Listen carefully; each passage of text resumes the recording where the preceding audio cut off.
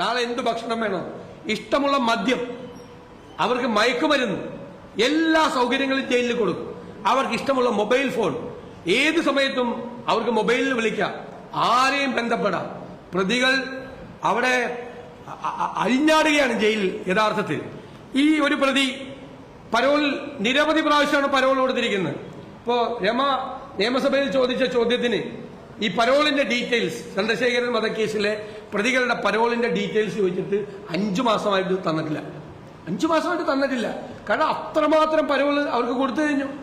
ഒരു പ്രതിക്കും കൊടുക്കാൻ പറ്റാത്തതിനേക്കാൾ കൂടുതൽ അവർ പരോളിലാണ്. പരോളിൽ പോയ ഈ പ്രതികൾ, ഒരു പ്രതി കിർമാനി മനോജ് മയക്കുമരുന്ന് കേസിൽപ്പെട്ടു.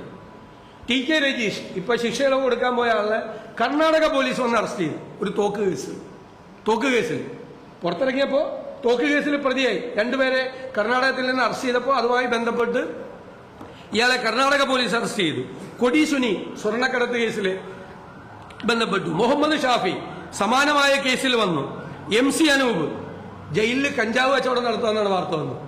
അതേ പുറത്തുനിന്ന് കഞ്ചാവ് എത്തിച്ച് 10 ഇരട്ടി വിലയ്ക്ക് ജയിലിൽ തന്നെ വിറ്റ് മാസം 50,000 രൂപ ലാഭം ഉണ്ടായിരുന്നു ഒരു പ്രതി. ഇതെല്ലാമാണ് അവിടെ നടക്കുന്നത്.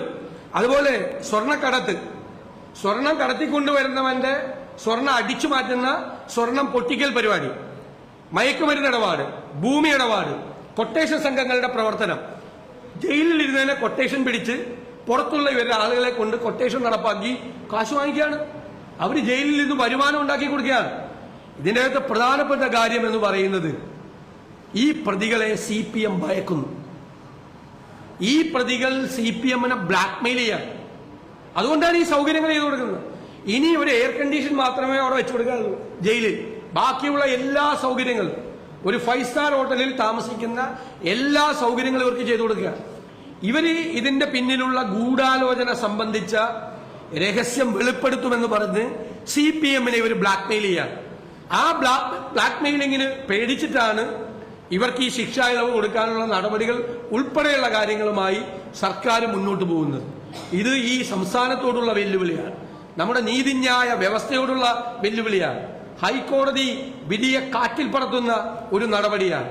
കേരളം ഞെട്ടിത്തെരിച്ചു പോയ ഒരു ക്രൂരമായ കൊലപാതകം നടത്തിയ പ്രതികളെ CPM പോലുള്ള ഒരു പാർട്ടി എത്രമാത്രം ചേർത്തു പിടിക്കുന്നു, എത്രമാത്രം തണൽ പിരിച്ചു കൊടുക്കുന്നു, എത്രമാത്രം കുട പിടിച്ചു കൊടുക്കുന്നു എന്നതിന്റെ ഏറ്റവും അവസാന ഉദാഹരണമാണ്. ഒരു കാര്യം ഞങ്ങൾ നിയമസഭയിൽ വ്യക്തമാക്കണം എന്ന് കരുതിയതാണ്.